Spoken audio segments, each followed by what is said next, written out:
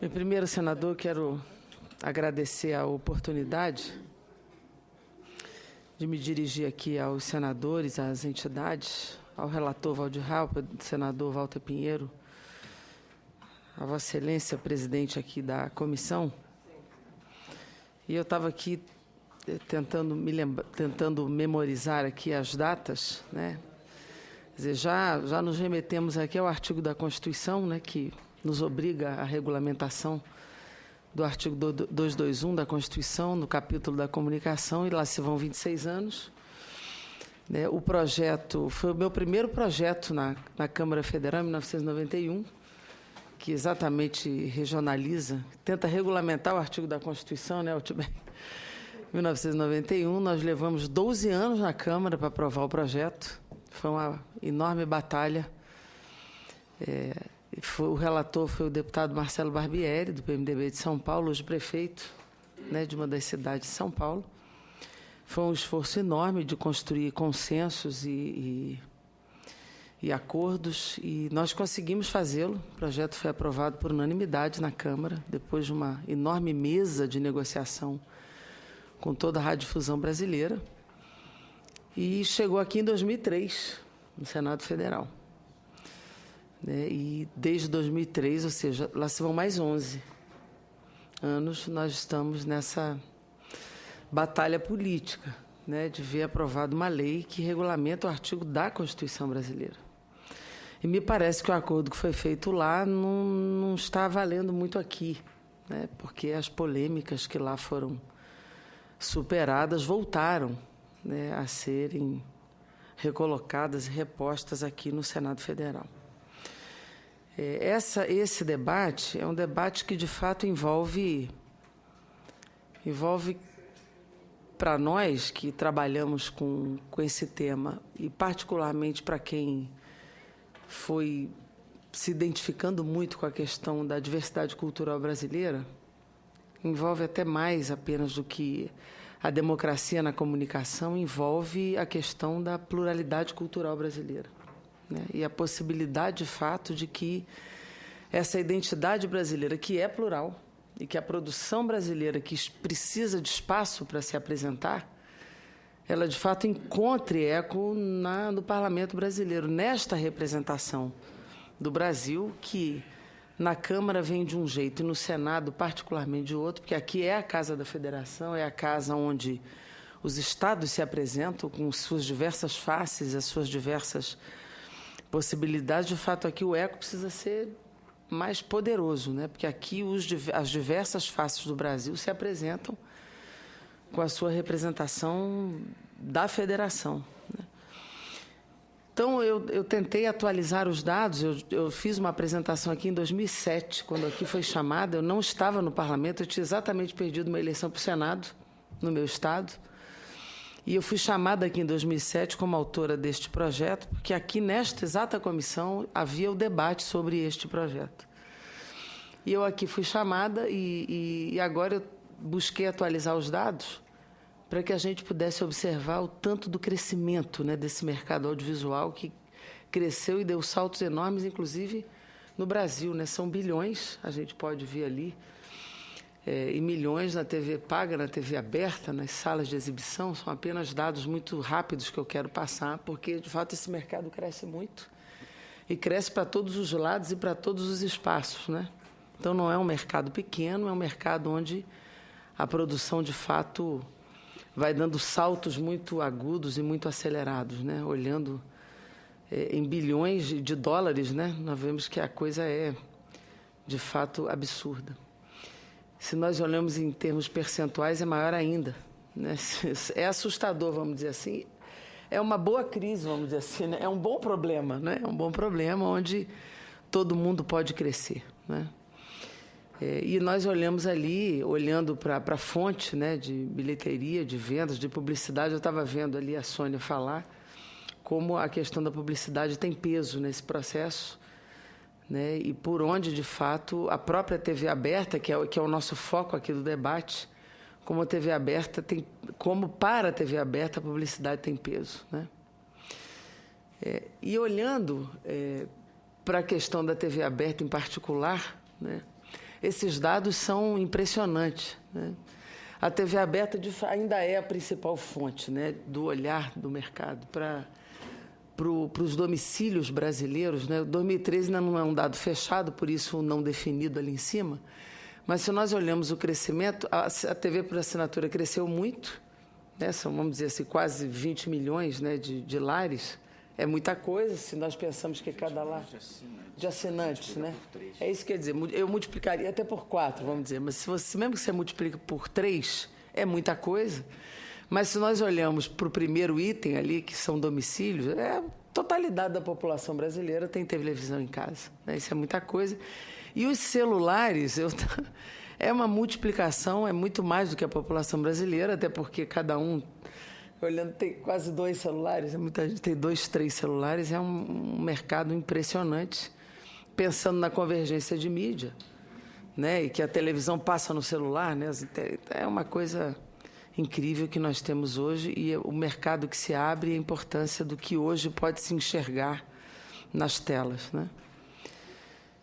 E esse aqui é um dado que eu acho fantástico também, né?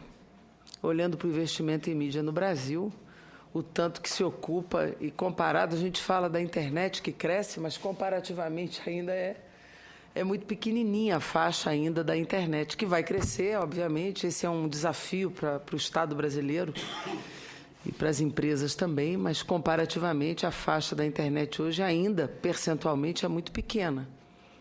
Mas já cresce muito, mas ainda para o público-alvo, com foco nesse projeto, o nosso foco está lá na faixa rosa, né, que esse é o grande foco que nós olhamos aqui em termos de democracia, da informação e do olhar para a produção que nós discutimos aqui.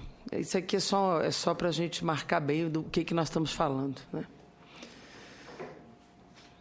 E olhando para a produção independente, ali é só sábado e domingo, né?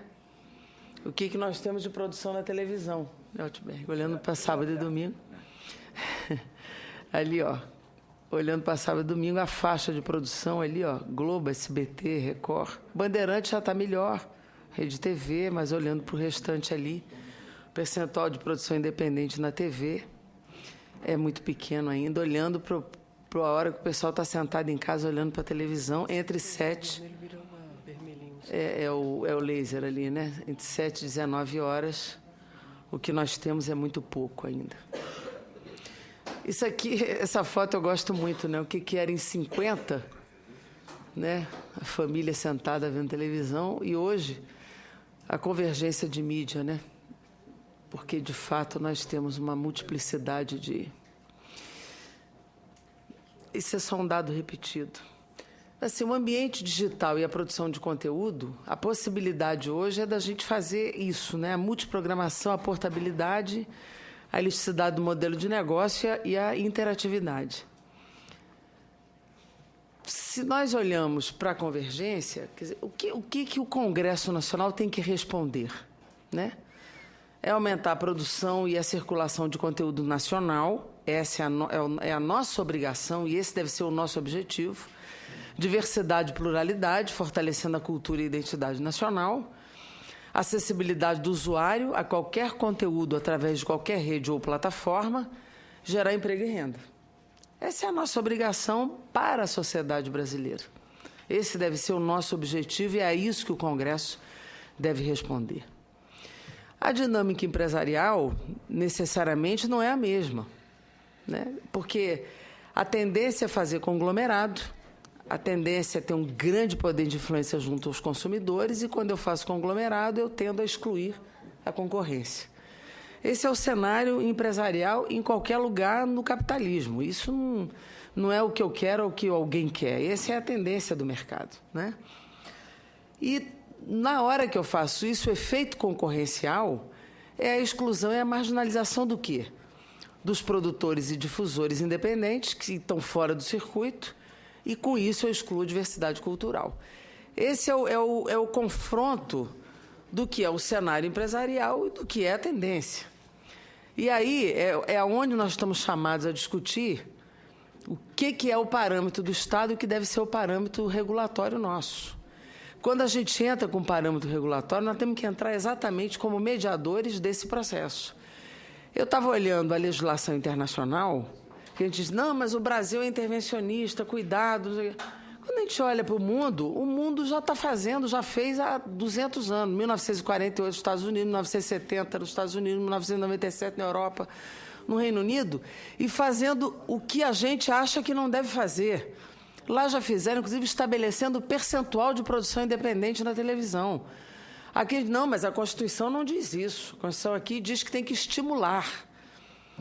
Mas a gente pode ir além, a gente estimula e pode determinar, regulamentando. Nós não estamos dizendo que é a Constituição, nós estamos fazendo uma lei que regulamenta. Eu não estou botando na Constituição percentual, eu estou regulamentando em lei.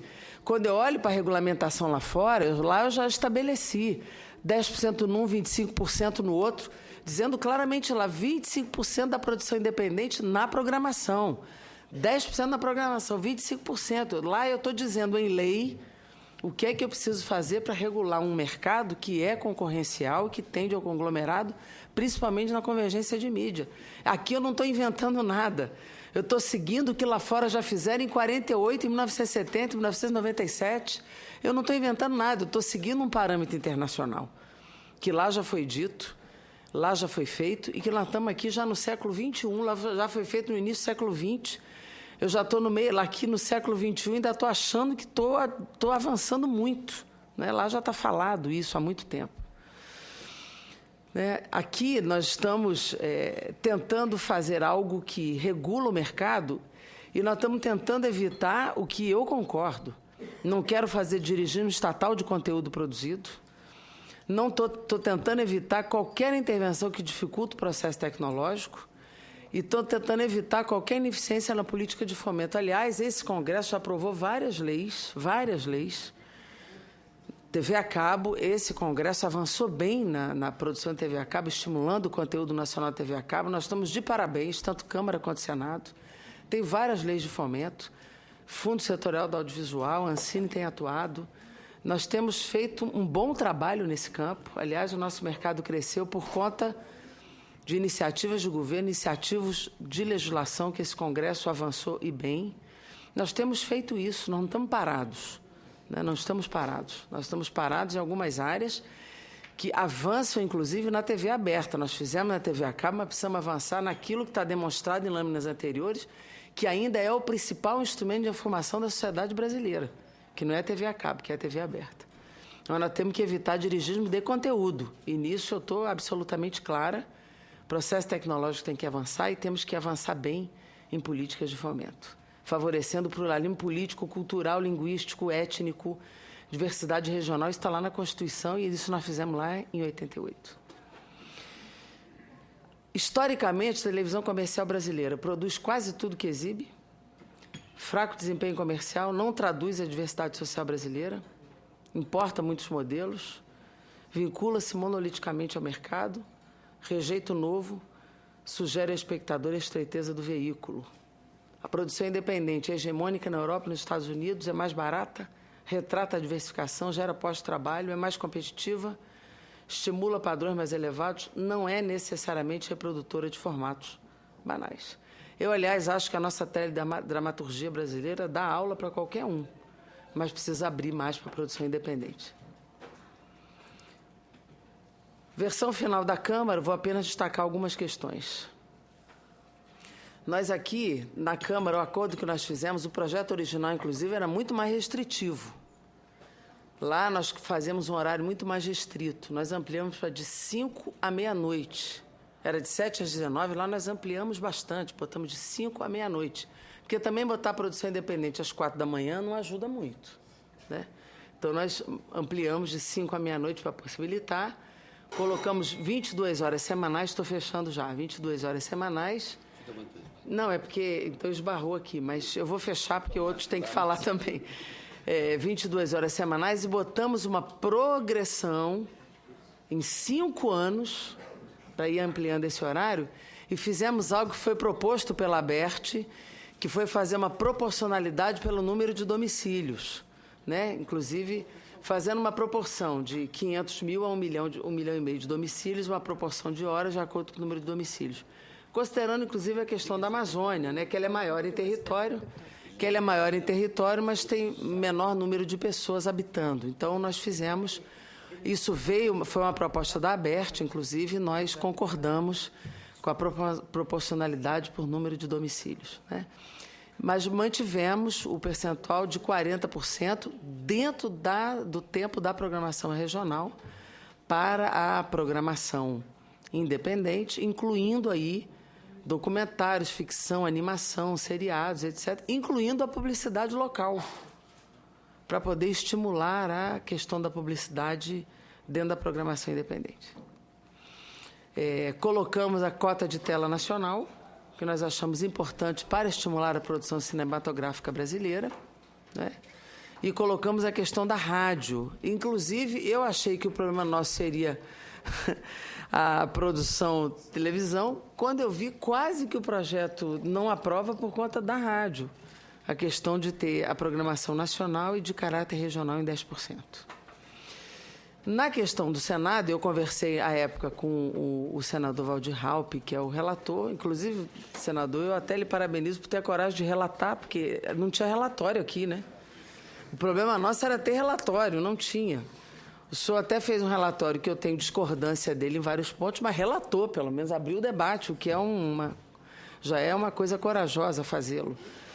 Mas o problema foi a faixa horária, que não entrou no seu relatório, um limite, não é? Reduziu o tempo desse horário, né? Ficou de 7 a 14, ao invés de ser de 10 a 22, reduziu o tempo. E a questão da produção independente nos preocupou, porque além de não entrar esse percentual, ele computou, assim, toda a produção independente que entrar, ela conta em dobro. Então, ao final, ela reduz o tempo da regionalização. Quer dizer, se cada produção independente contar em dobro, ela conta como estímulo, mas reduz o tempo global. Então, acaba reduzindo o tempo de programação regional que entra na TV aberta. O tempo da rádio de transmissão também reduz, não é? E nas penalidades vai até a advertência apenas, né? Ela do não cumprimento nas penalidades, ela vai apenas até a advertência. O que também eu acho uma penalidade pequena para o cumprimento da lei. Na minha opinião, lei que não pune, ela acaba não sendo cumprida. Então, se a penalidade ela é muito leve, as pessoas acabam preferindo a penalidade ao cumprimento da lei, né?